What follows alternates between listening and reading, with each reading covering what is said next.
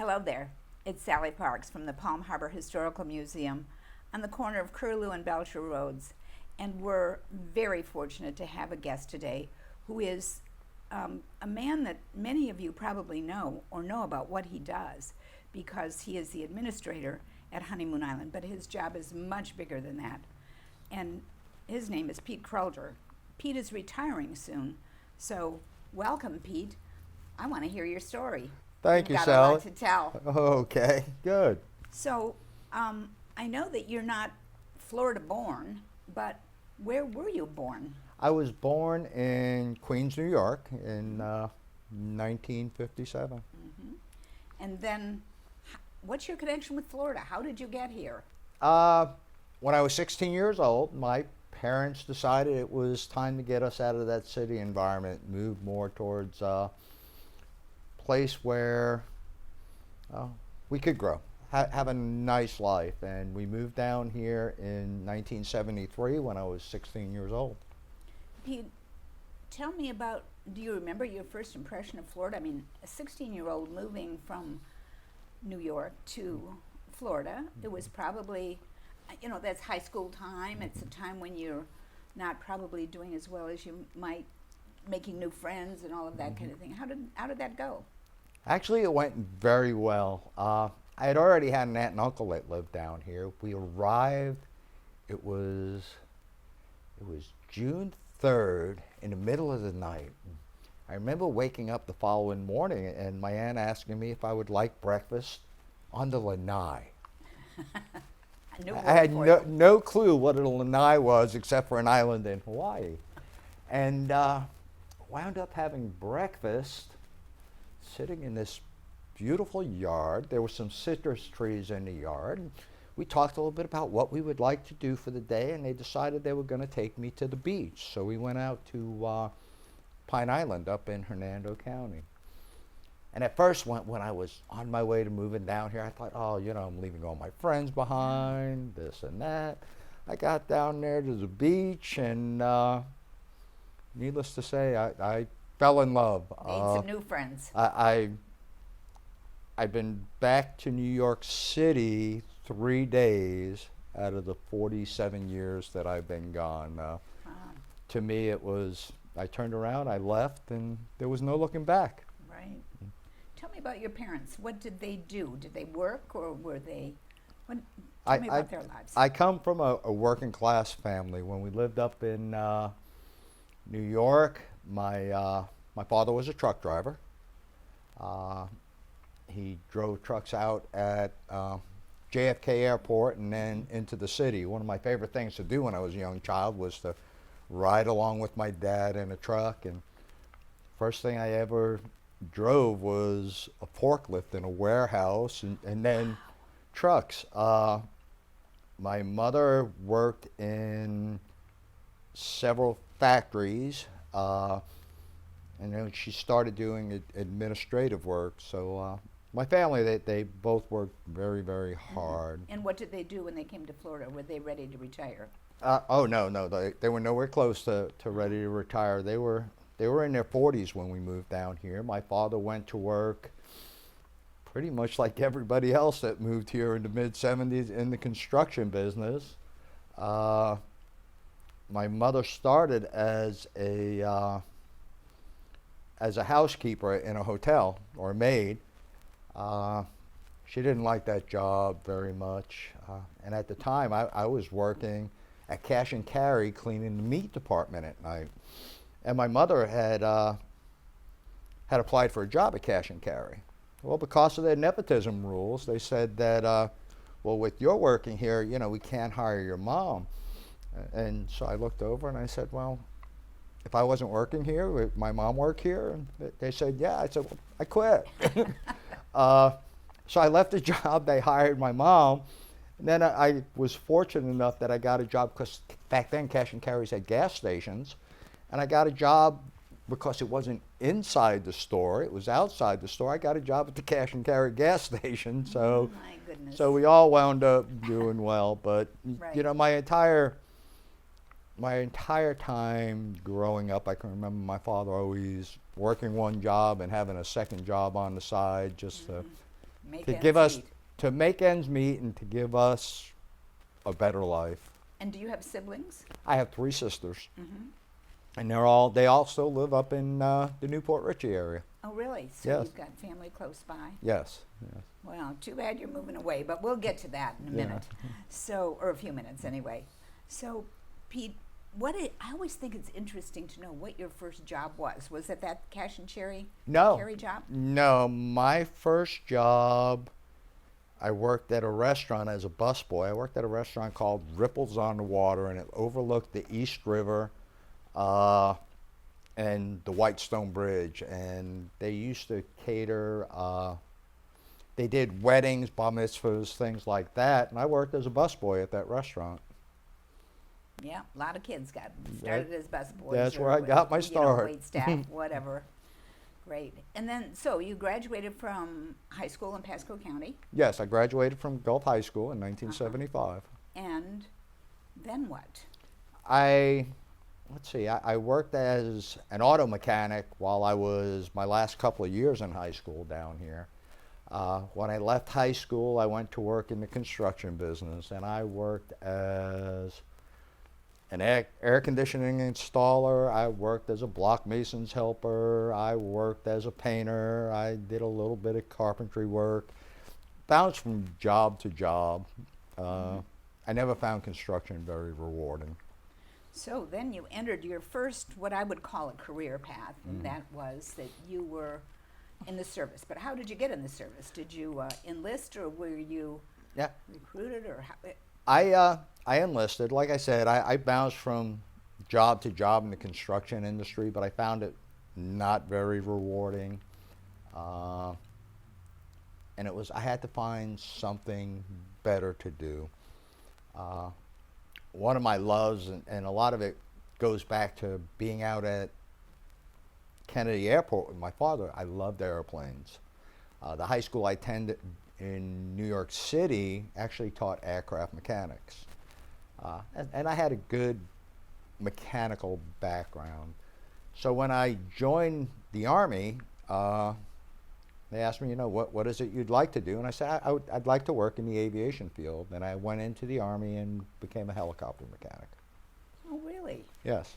Do you know how to fly an helicopter? I do. It's been a bet you lot of do. years, but I have about 400 hours of actual stick time flying a helicopter, and I have about 2,000 hours of flight time as aircrew. Wow. So, Pete, you probably went in enlisted thinking you were going to be there for 2 or 3 or 4 years, right? Yeah. I was And then what happened? a child. I had planned on going in, doing 3 years, and see what happens. And I was happy with the military, but it was like, do I want to stay in? Don't I want to stay in? Well, about halfway through my first enlistment, my wife got pregnant. We wound up having a young son, and the economy wasn't very good at the time. It was the early 80s, and maybe I should do another 3 years. Where were you stationed at this time? I was at Fort Stewart, Georgia. Okay. And it was like, maybe we'll do another 3. So I enlisted again. I transferred to Fort Hood, Texas, and I fell under the leadership of a man named Max Cootie. And Max kind of took me under his wing. He must have saw some potential there, and he took me under his wing. And I had an opportunity to start being in a leadership type position. And I fell in love with the Army. I just absolutely loved what I was doing. And after that, there was no looking You were back for hooked. quite a long time. So what was his skills that got you to, or maybe what he saw in you was kind of a part of him too. So tell me a little bit about him. He was What was his designation? Was he a he was my platoon sergeant. okay? And Max, and we couldn't have been much more different because I was kind of a city kid, and he was from way down south Louisiana out in the bayou. But the one thing that brought us together, we fished. We both loved to fish. So we started fishing. But what he found and what I found strongest about him, he cared about taking care of people, the people that worked for him. His peeps, so to speak. Yes. Yeah, he was that kind of guy that wanted to mentor young people. Mm-hmm. So he mentored you. Good for that. Yeah.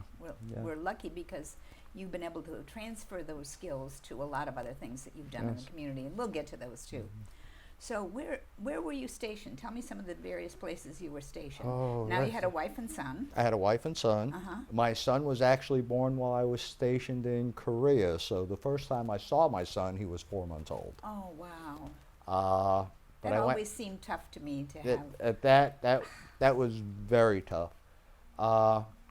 But my original assignments, I was assigned to Fort Stewart, Georgia. Then I went to Korea.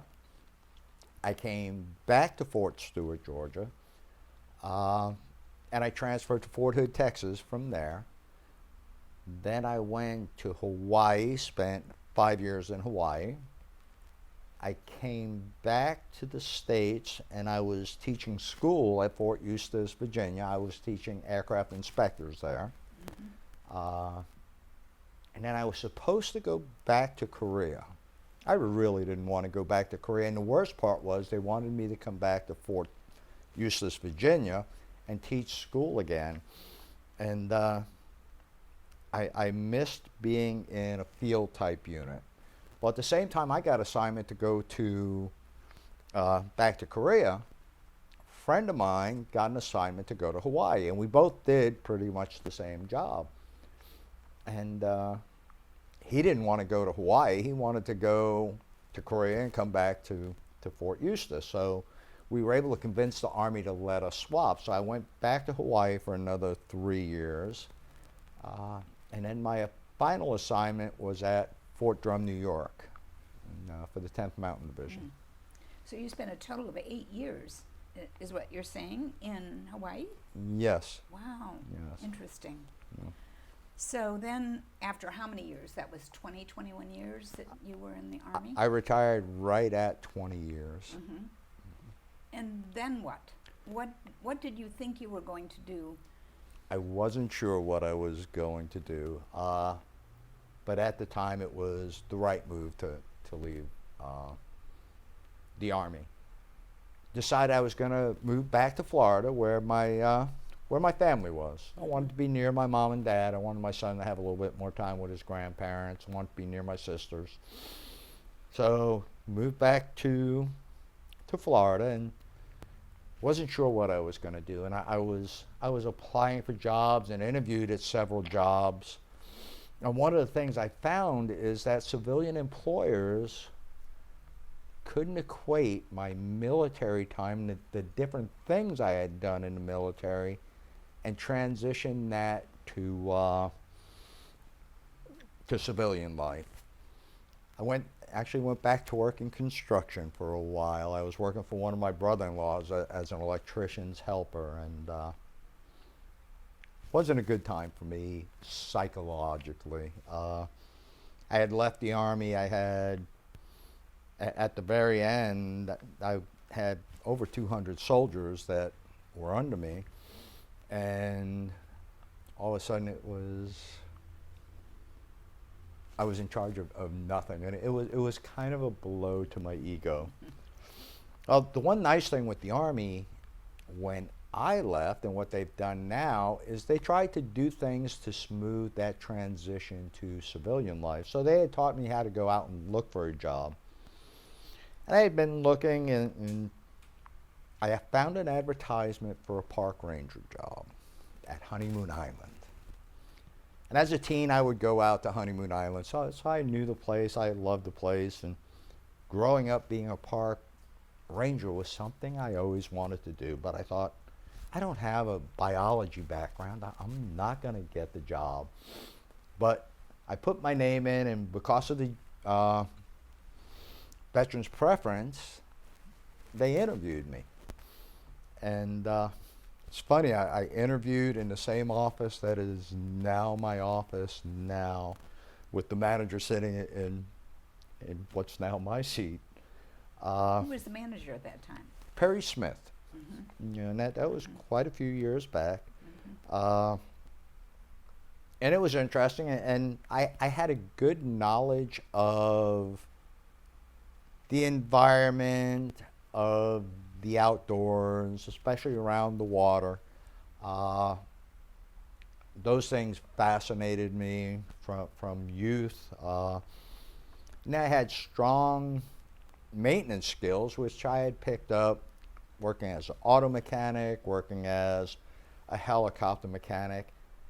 And then my ability to teach translated into the ability to conduct interpretive programs, to talk with groups of people.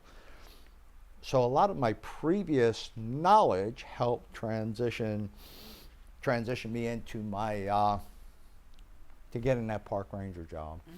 Mm-hmm. And it's an interesting story that Perry had a wall in the office that he had different things from his military experience on there. And it just so happened that when he was a helicopter pilot in Vietnam, he was in the same organization that I had just retired from. So after the interview, he asked, you had any other questions? I said, well, if the interview's over, I just wanted to talk to you a little bit about helicopters. I see you were a pilot in that organization. And he and I sat around for about another 10 minutes talking helicopters. I walked out of the interview and thought, I have a job. Really? I started at Honeymoon Island on March 29th of 1999, and again found that second passion, working in the outdoors, working for something that had purpose. The Army had purpose.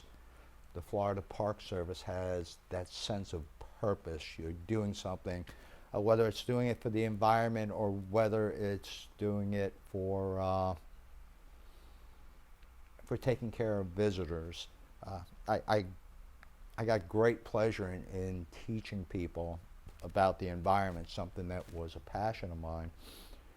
It's odd, my former wife one day says, you know, you've never had a job in your life. And I said, what do you mean? I've been working since I was 14 years old. She says, you've never had a job in your life. You get up every morning and you go and pursue your passion. And so I thought about it and like, I've never really had a job in my life for the most part. That's a really nice compliment, mm-hmm. Peter, that you got from her, and one that we should always remember, that we should live our passion every day. Yeah. And a lot of people don't, as you know. They get up and are dragging into work, and it's not fun for them. No, so I've considered myself very, very, very fortunate. When I was growing up, there were several things I wanted to do, and one of them was to work on aircraft and to fly in mm-hmm. aircraft, and the second was to be a park ranger, and I've been able to have both of those. That's and I don't amazing. Know a lot of folks that can look back and say, these are what I wanted to do, and I've been fortunate in that case. Let's walk through some of the skill sets that you learned in the Army, and probably learned even before that as a youngster, and some of your early jobs. I mean, we all have jobs that we know we don't want to do this the rest of our lives, right. which were your construction jobs, mm-hmm. it sounds like.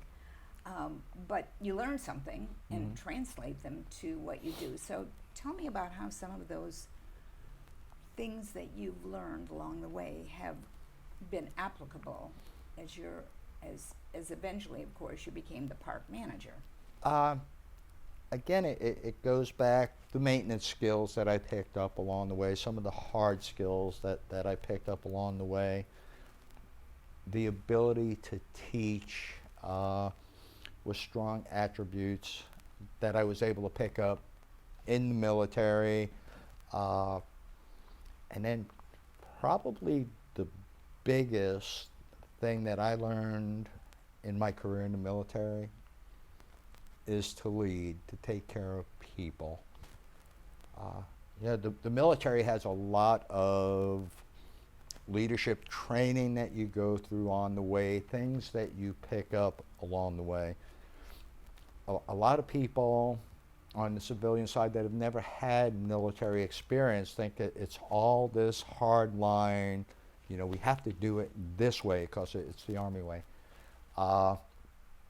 It's not. To lead people, to get the most out of them takes a lot to do. You have to look at with a soldier. I mean, during peacetime, it's one thing. During wartime, you tell them to go do something, and it's something nobody wants to do. One of the things I've always looked at, and I ask people, people have said, "Oh, this person was a terrible boss," and I've always asked, "Did you learn anything from them?" And a lot of times it's like, "I didn't learn anything from them." Well, hopefully, what you learned is what not to do, how to treat people. I found that passion for taking care of my soldiers when I got into leadership positions with the Florida Park Service. They transitioned over, and I think that has been one of the keys to my success was my ability to learn to lead, and it goes back to this guy Max that I told you about earlier. You find something in somebody and you look at how you can build on it. Isn't it fun to look back at those mentors and see who were, and maybe now you've mentored some people that are going to be mentoring others. I mean, it's Yes. it's a cascading effect. Yes, yeah, Oh, good. it sure is, and it's very rewarding. That's probably one of the most rewarding parts of my job.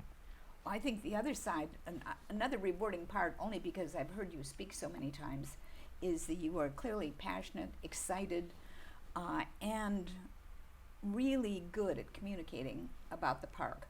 Good, bad, and ugly. I mean, we've had times when we've had hurricanes, you've had to shut the park down, you've had prescribed fires, you've had 1.5 million visitors that you've had to deal with.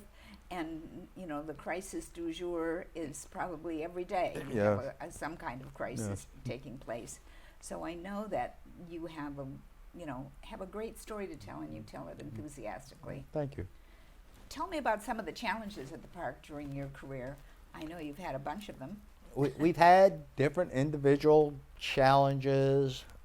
The biggest challenge, and people have asked me, what's the hardest part of your job, Pete? The hardest part of my job is the needs of our natural resources with the needs of the people. Parks are for people. They're for people to utilize. But at the same time, we have to protect our natural resources. We have people on both sides. We have folks that are uber environmentalists that don't do anything. And then there's those people that, let's do everything. Let's pave over paradise. So finding that balance has been probably the biggest challenge, communicating that balance and trying to bring the different user groups together. Honeymoon Island State Park has over 1.5 million visitors on most years. We're down a little bit this year because of the COVID issues, but normally averaging lately about 1.5 million visitors.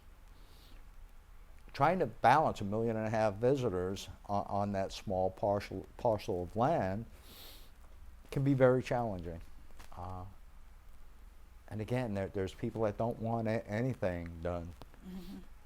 And there's people that want everything done. So that's one of the biggest challenges in communicating to these groups and to bring them together and see that we're doing both. Sure. So, Pete, I really should have started out, you're talking about the park system, about what your job title is, because it's more than Honeymoon Island. Yes. Tell me what it is. I mean, I'm the park manager of Honeymoon Island Administration, which consists of four parks: Anklo Key Preserve State Park, Honeymoon Island State Park, Caladesi Island State Park, and Egmont Key State Park. Wow. So, how do you get out to all those places? How do you keep track of stuff that's going on? You need a helicopter, right? I need a helicopter. I tried. They wouldn't do it. To get to these places, it's by boat. Honeymoon's the only one you can drive to now. So I get back and forth by boat. Where I'm very fortunate is I have 3 great assistant managers. I have one that's responsible for Honeymoon Island and Anklo Key, one that's responsible for Caladesi Island, and one that's responsible for Egmont Key. So I can focus on the whole overall picture while I know they're taking care of the things in the park. We kind of equate the relationship between a park manager and his assistant managers as the assistant manager takes care of everything inside the gate. The park manager takes care of all those things that are outside the gate. Whether it's the people outside the gate, the community, our district headquarters, the good folks in Tallahassee, that's a lot of where the park manager focuses. So when you add the word administration to your job, it tells me that you probably feel sometimes that you get bogged down with the administration, don't get to do the fun stuff that your park managers do. I very rarely get to do the fun stuff, Sally. A lot of folks think that I spend my day outdoors. When I can get outdoors and spend a day doing those things, I find myself very happy, very content, and very much enjoying that. Where I have to find where I affect this now is what I do enables my staff and volunteers to do the things that they do. And so that my job is to give them the tools they need in order to do their job, which is ultimately where the passion lies. Mm-hmm. So I'm sure you get inspired every day just by being at the park, if you can be there. I do. I went in last Friday morning to open up, and I got there about 7 o'clock, and I looked up, and here was the first bald eagle of the year flying overhead. Wow. When I see that and know that I'm part of that. Right. Well, that leads me to my next question then. So tell us a little bit about the flora and fauna that you have seen besides the people. Oh, besides the people. Oh, Right. it's At amazing. Honeymoon Island or any of the other parks for that matter. Back in about 2000, 2008, there had been no good records of bald eagles nesting on Honeymoon Island or Caladesi Island in years since Henry Scherer was out there. I was out working with a piece of heavy equipment on the back end of the nature trail, and we were mowing down some. Yeah, and we were mowing down some vegetation in preparation for prescribed fire. And this busted up a lot of branches and stuff like that, but it was one of those things that would keep fire under control. And as I was there, this bald eagle swooped down, picked up a branch, and put it in a tree. Oh my gosh. So I got to see this guy That's like a sign, isn't it? That's it. Got him to see the first stick put in this nest, and it absolutely shut down the project that we were doing. Right? Had to drive the piece of equipment out of there, close down this area for this bald eagle to nest. But it was an amazing sight to see. That's a good story. A lot of people are deathly afraid of them, but one of my favorite, probably my favorite animal out there at Honeymoon Island is the eastern diamondback rattlesnake. They're dangerous if you try to pet one. But I always look at rattlesnakes need love too, and they serve an important part of of the ecosystem out there. The other thing, and it's probably one of the things I'm most proud of, is the shorebird nesting. We have up at Three Rooker Island, which is part of Anklo Key Preserve State Park, had about 15,000 shorebirds nest up there this year. Egmont Key has 60 to 70,000 shorebirds nesting up there. And a lot of these birds have lost their natural habitat. They can't or don't do well nesting in an area like Clearwater Beach, where the beach has just been stripped clean and you have all these people on there. So our efforts with shorebird nesting and to watch that, to bring out people and have them see what something like that is, to see 15,000 birds clustered in one spot in Pinellas County is amazing. And little Three Rooker Island, that was really kind of a nesting island, is like an important island now, isn't it? It is. Three Rooker and Egmont Key are both listed as globally significant for shorebird nesting. No kidding. In the entire Gulf of Mexico. There's only 3 spots on the eastern coast of the Gulf of Mexico that are listed as globally significant, and I've had the good fortune to manage 2 of them.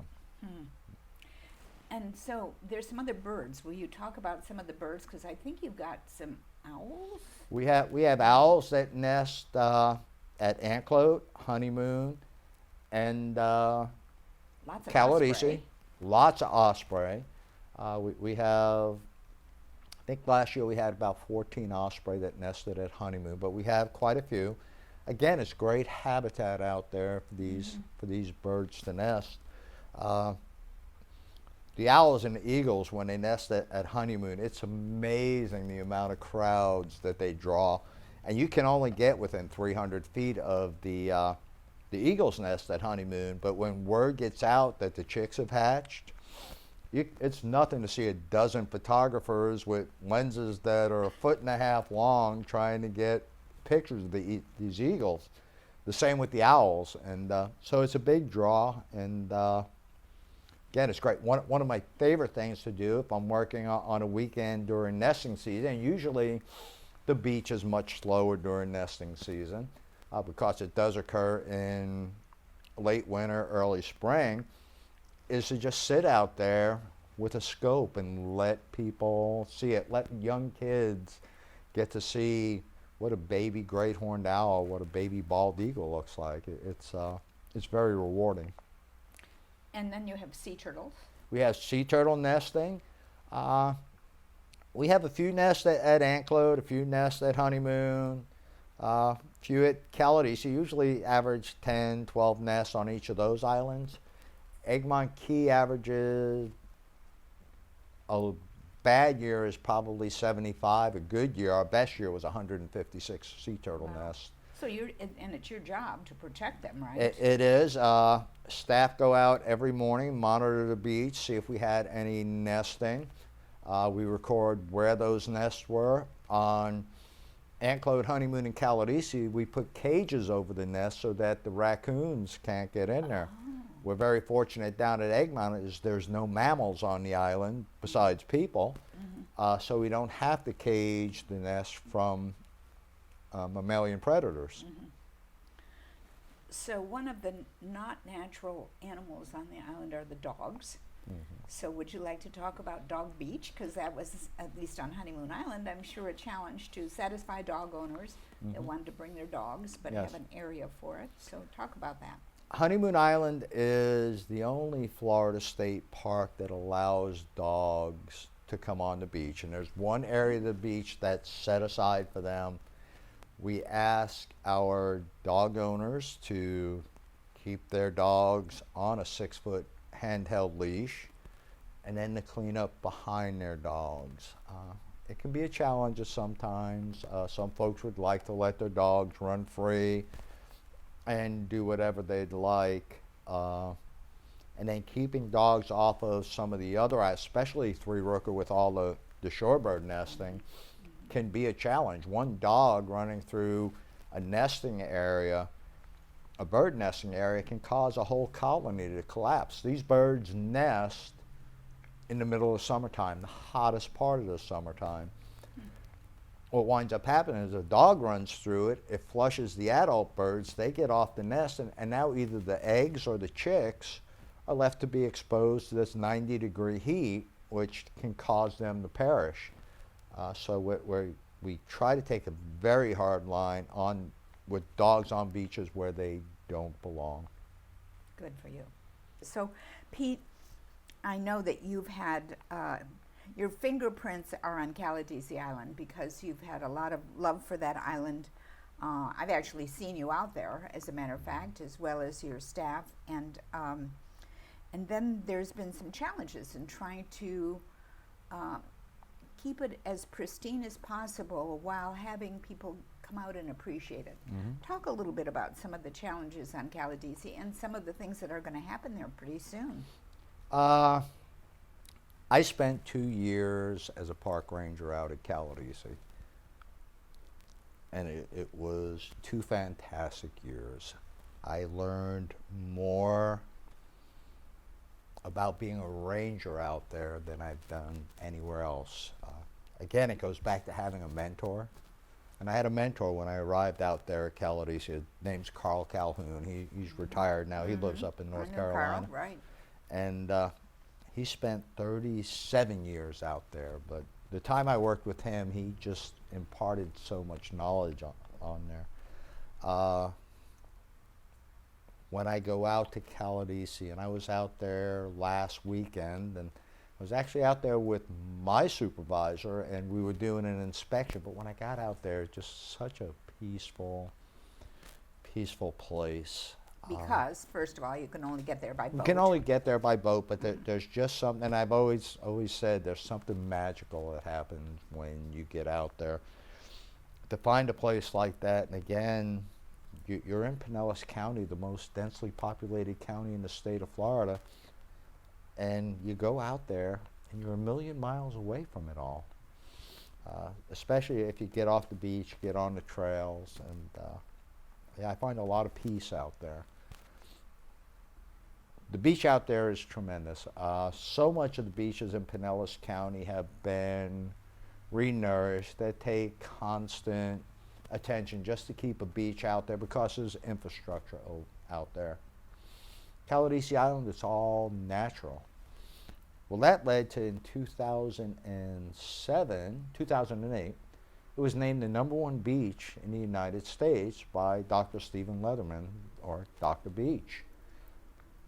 Our attendance went up from 260,000 visitors to over 420. Revenue, that to run the park didn't go up. We didn't get any more bathrooms.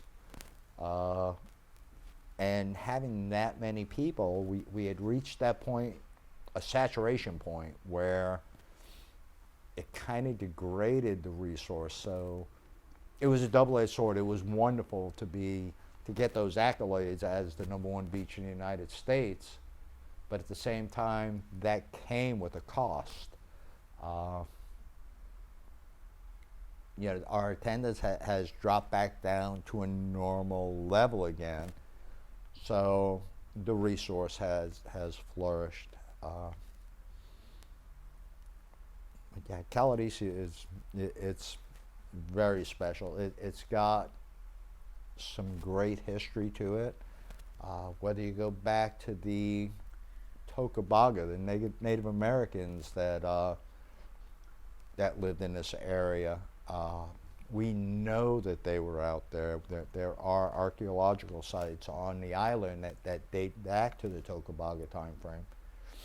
Whether it goes to the story of Henry Scherer and homesteading out on the island with Myrtle. What a great story, what a great history. And so much so it has this rich history. There was a time when they talked about developing Caladesi Island, and this was in the 50s and 60s, and we were very fortunate that there were some people that were wise enough to say this is special, let's leave this. Former Mayor Dunedin, Jerry Ram, and he went on to the state legislature. And he convinced the governor at the time to set it aside as a state park. But the governor told him, you find the money and we'll do it. Well, you know what? He went out and he found the money because he knew how special that island was. He was very important in getting involved with Honeymoon also being set aside. So people that were very wise back then knew the value of doing that. We have some great things coming up. We have the Caladesi Discovery Center is soon to come to fruition. What is that about? The Caladesi Discovery Center is going to be an open-air interpretive facility. It's going to have 3 levels. It'll be completely ADA accessible. You'll be able to go to the top in an elevator if you're physically challenged. And there'll be interpretive displays in there that are going to educate people about the history of the island, the flora and fauna, the natural habitat. From the 3rd deck, you can look and see, you'll be able to look and see the city of Dunedin to the east. You'll be able to look down or to the west and see the Gulf of Mexico. You'll be able to see Hurricane Pass and be able to talk about how our coastal dynamics have changed with that. And then you're going to be able to look to the south and see what Clearwater Beach looks like and think, this is what this could have been. So it's going to be something amazing to see. You know that there's pine trees out there at Caladesi Island, slash pine, that are over 200 years old. These trees are just amazing, and there's not a lot of places in the state of Florida that have old growth slash pine forests, and Caladesi is one of these places where there's stands of that are still available in the state of Florida. So how is that Discovery Center getting built? Who's paying for it? Is it all the state money? No, the state and the Friends of the Island Parks, our citizen support organization, which is run by a group of tremendous volunteers, have raised the $1.6 million to build this facility. They've been able to host events, to receive funding from private organizations, and they've been able to raise the money to build this facility. Including our Rotary Club of Dunedin. Including the Rotary Club of Dunedin. We can't leave out the Rotary Club of Dunedin. Right. And all the great work that they've done in our parks. It's going to be exciting to see, and it's going to be unique. And the Friends have worked over 10 years to raise the funds. So to see this project finally coming to fruition is very rewarding. Long time ago, we used to swim from Clearwater Beach, North Clearwater Beach, to the Caladesi Island. Right, back when Big Pass was still there, you were Exactly. able to swim from one to the island, and Right. that closed up That in the was 1980s with Hurricane Elena. Yeah, that was a favorite thing. So before we end up talking about I want to talk more about parks, but you have a lot of medals and silverware on, so to speak. So you've got your name tag, of course, but what are those? Looks like coins. This is the Florida Park Service received an award from the National Recreation and Parks Association, their Gold Medal Award. The Florida Park Service is the only organization that has won it twice, and we've won it 4 times now, and each one of these represents The 4 times. the 4 gold medals. Wow. And then the one on your left shoulder is? Well, I have my badge, and then I have my Distinguished badge. Service Award. I see. And I received that probably 4 or 5 years ago. My supervisors thought that it was appropriate to nominate me for the Distinguished Service Award for the Florida Park Service, and I was fortunate to be selected to receive that. Well deserved, Peter, Thank that's you. for sure. So the Florida Park Service, and specifically the parks that you are involved in, will have challenges. You don't have to deal with them any longer. I think you've left a great footprint on the sands here, but it will be somebody else's deal to work with. So talk a little bit about what you see as some of the upcoming challenges. Some of the upcoming challenges that we face, and it's a challenge that we always face, is funding sources.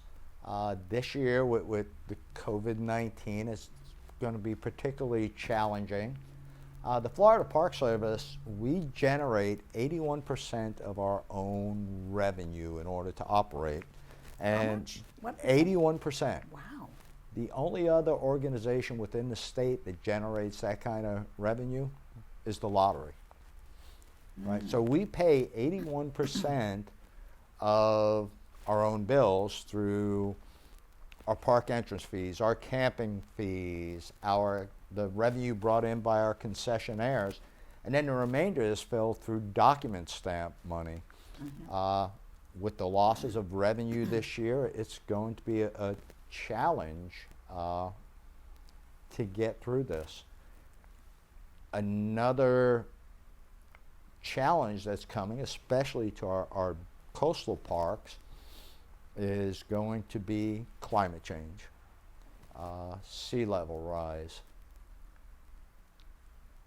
At my parks, there's been no official studies, but I've been associated with that park, heck, 47 years. I've started going out there 47 years ago. Just in the 15 years that I've managed it, I've seen changes in the beaches. I think that is going to be a big challenge. We're always going to say, we don't have enough money. We don't have enough staff. There's never going to be enough. But I think those are some of the challenges that we will face. The infrastructure at Honeymoon is starting to get a little bit old. It's got 30-something years on it. Same at Calidisi. Some of the buildings at Calidisi are over 50 years old now.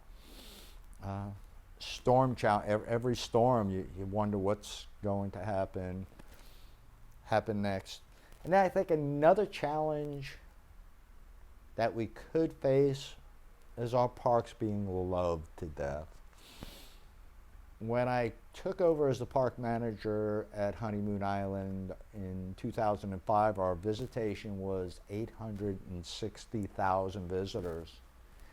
2 years ago, our visitations was 1.6 million visitors. That's a large increase, and with each increase, it makes it more difficult to strike that balance between the resource and the needs of the visitors. So I see that as being another one of the challenges that. So you've had so many compliments by Dr. Beach with the parks, yes, various ones, Honeymoon, Calidisi, maybe others too, that have been acknowledged as #1 beaches. So that's kind of the good news and the bad news, right? It's the good news. It's great for us in one sense. It brings people to Florida. It encourages tourism. The economic impacts that something like that had for Pinellas County. I think they had told me back in 2008 just the advertising revenue alone that generated was in the neighborhood of $30 million in just advertising revenue to bring people to Pinellas County, which helped the entire community. So it came with challenges, but at the same time, it came with benefits. Right. So Pete, I have to recall kind of not a funny story, but one that was challenging for everyone in this community, and that was when there was some discussion at the state level about turning the island to at least some part of it being a campground. Yes. How did you see that play out? I mean, you were sort of you had to be an observer because, of course, you work for the state, but how did you see that play out in the Dunedin area, Palm Harbor, St. Petersburg? It was. It came from on high that the proposal was out there to put a campground at Honeymoon Island. And this has surfaced, they said, about once every 10 years. We haven't heard from it in a while. But the outcry from the local citizenship was amazing. They decided that they were going to have a public forum. And their first choice was to do it at the Dunedin Public Library. It would hold about 100 people. Well, they were getting so many comments. It's like, Pete, can you find a bigger spot? And I said, well, we can probably use the Hale Center. It has a much larger auditorium. And they said, well, how many people? It'll hold maybe 400 or 500 people in there. Okay, let's use that. Well, the night came for the public forum. They got the 400 or 500 people inside, and there were another 400 people they wouldn't let out, wouldn't let inside the building. The fire marshal had to stand there and hold them back. And I'm sitting up front at the head table there, and like, okay, this is not going to go well. Or maybe it is going to go well from Yeah. your point of view, but you were, you were a Yeah, park I'm in the administrator. middle of it, and like Right. you said, I mean, I have to have the opinion of the state. I have no opinion. Right. I still have no opinion. But the people But spoke, didn't they? The people spoke, and what was amazing, the people got up, and at first, the first couple of people were a little ugly. And then our mayor stood up, our mayor at the time, Dave Ager, stood up and said, this is Dunedin. We don't act this way. And it kind of calmed the tone down. But there were so many people that stood up and said, you guys at the park, you do a great job of running the park. But you people up there, and then they would just tear into them, and it was like, okay. So, Well, you weren't there alone. I remember there were some other state officials there. there were 4 or 5 people that were sitting at that head table getting to answer questions. I kind of sat there. I was a little quiet during the thing. But anyway, the people in this local area got up there and expressed their love and appreciation for this natural treasure that they have out there. And there was a lot of passion in that room. With the 400 or some odd people that were outside, I figured the library wasn't big enough, the Hale Center wasn't big enough, maybe I should have used the Dunedin Blue Jays Stadium or right. something like that. But it was quite the night, and I was... And the people really, it was responded to immediately. It was clear that it was Yeah. not going to happen. Yeah, I mean, from that- and it didn't happen. And right. the next time it pops up its head, it'll be the new manager's issue True, to deal with. True. So you've been very active in the community, so I'm now speaking a little bit outside the park, but you often wear your park uniform like you're wearing today. So tell me about the various organizations. I think you've been president of the Chamber of Commerce, haven't you? I was the chairman of the board Chairman of the for board, okay. twice, actually. I did my first term as chairman of the board, and then when Wargo passed, they had asked me if I would come back and sit on the board as the chair again, and I couldn't say anything but yes. I have been the president of Dunedin Council of Organizations, and I have been the president of Visit Dunedin. It's Member of the Dunedin Rotary Club, of course. a member of the Rotary Club at Dunedin, and And you've had a lot of leadership roles there because the triathlon is Yes. out at Honeymoon. And, you might talk about some of the other events that have been done at Honeymoon under your watch, because there have been some fun things that have gone on there's out there. been some great events that have gone out there at Honeymoon Island. We had the Seafood Fest, and this goes back to when I was first a ranger there, and this was more of a carnival than anything, and it took place in the in one of the parking lots. Wasn't the greatest environmental type event, but it was a great fundraiser for both the Friends of the Island and the Dunedin Chamber of Commerce. And I remember the first year that we had it, they had a water slide set up, right? The kids could go up, ride the water slide. And of course, to have a water slide, you have to pump water up onto there. So they had hoses running up on there. And it was like, nah, this just doesn't seem right. And the Friends decided they were going to shift focus. And it morphed into Island Earth Days, which started as a one-day event and then went to a two-day event, usually held in the month of April.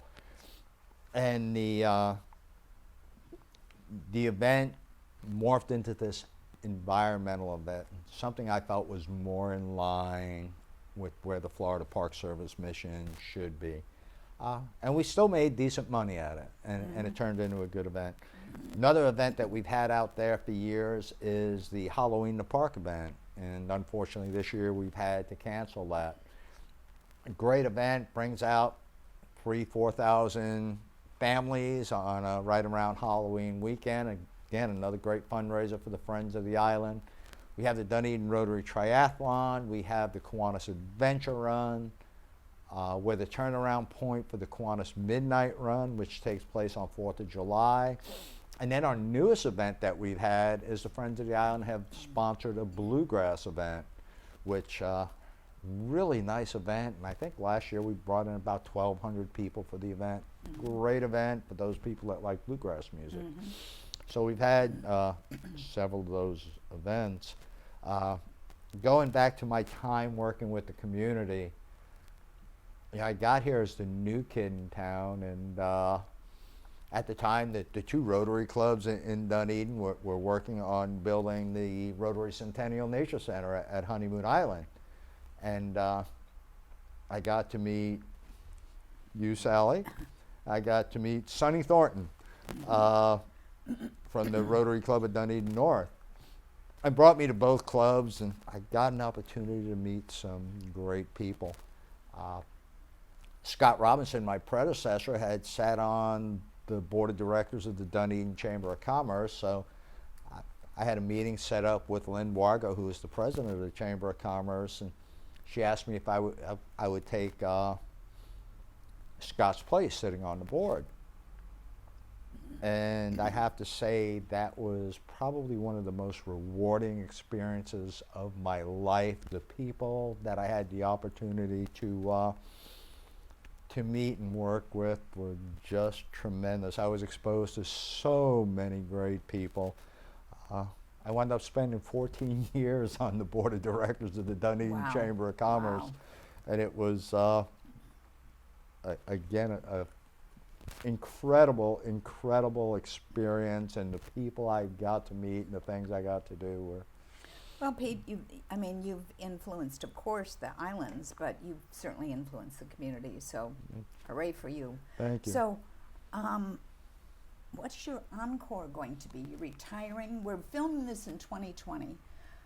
So, it's kind of a year of change, and it's obviously a year of change for you. Yes. So, what are you going to do next? I am moving to North Carolina. That's the bad news. Yeah, my partner, she's up there already, getting the house set up. I don't think I'll stay retired long, and if I do, I will have to find something to do to keep my mind occupied. Where I'm living in northern North Carolina, there's tons of hiking and fishing and outdoor opportunities. I've always worked, or since I've been with the Park Service, I've worked with our citizen support organizations, but as an oversight type relationship more than anything. My goal is to get involved. There's a couple of environmental organizations and hiking organizations up in North Carolina where I'm moving. And I picture myself getting involved with that, back to the boots on the ground, doing things. I figure one of the first things I'm going to do is go into Burnsville and meet the head of their Chamber of Commerce and see what I can do. Good for you. I want to spend some time giving back. I've been very fortunate in the careers that I've worked, and I want to spend a little bit of time giving back and returning. So Pete, if I'm just being really honest with you, I remember you telling me how many times that you had been on hikes or climbs or whatever on properties that were swift mud properties. Yes. And you know, things that you saw that I'd heard about, but I'd never seen it. And not too many people had seen it because you'd been on some pretty unique, in some pretty unique places. So I see you as an organizer of hiking in North Carolina. I mean, wouldn't that be a fun thing to do? I've looked at 2 seasonal jobs up there. Just I was looking to see what becomes available, because there's a lot of seasonality up there. Yes. One of them is working in a state park conducting interpretive programs, and then there's a private company that a group of people will go up there and need somebody to lead a hike. And, that's your job. And they hire somebody. And it just so happens through the trainings I've received with the Florida Park Service that I have the qualifications for what they're looking for. So I can see me doing that. I can see you doing it too. I can really picture myself doing something like that. But then I know you love fishing, so you could be a fishing guide too. I could do that too. Yeah, there's lots of options. Or I may take a week off. Oh, no, don't do that. So Pete, I know that you probably come back here once in a while. I mean, who can stand North Carolina in January, February, and March? So you'll probably be back here, I hope. And so, of course, we always hope that we're going to see you around town and around the island and what have you. So I know you'll keep in touch with all of that. Oh, yeah. And when they open the Discovery Center, you better be there. Oh, yeah. We wouldn't want you to not be there for sure. No, I'll definitely show up for that one. So, you know, if you'd like to think about what is your legacy, what are you leaving behind that says, okay, that's something I was involved in, or I actually did. What would you say is your legacy? I think the biggest legacy that I want to leave behind is the young people I've had the opportunity to work with, to watch them grow. And this goes back to my time as a soldier, and I kept up with some of the youngsters, and you know, I used to call some of them, you know, like a knucklehead kid, and to watch them grow and to mature.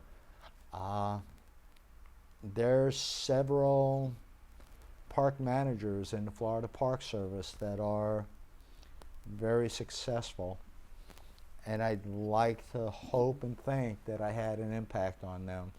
Some of the staff I have now, I'd like to hope that I had an impact on them.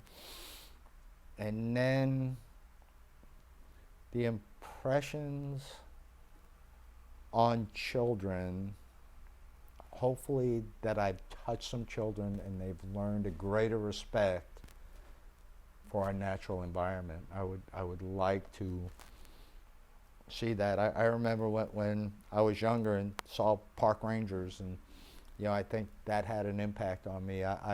You know, nothing would make me prouder than having a young child that came out, you know, to a program I taught, and think that Park Ranger Pete had an impact.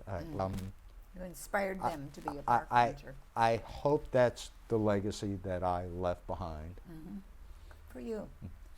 So tell me what your philosophy of life is.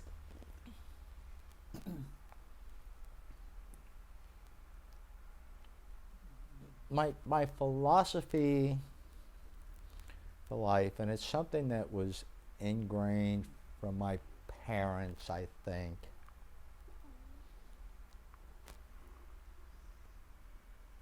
I am no better than anybody else in this world, and nobody else is any better than I am in this world. To treat people with respect and dignity. There's times where it gets challenging, but it was one of those life lessons that my parents always taught me was, you know, everybody is equal. And I've tried to live that as best as I possibly can. I think you have, from everything I've seen. Thank you. Pete Krulder, you have been an inspiration in this community and a servant in this community, so thank you for being with me today. It was a wonderful interview, and I loved talking to you. Thank you, Sally. I love talking with you too. Thanks.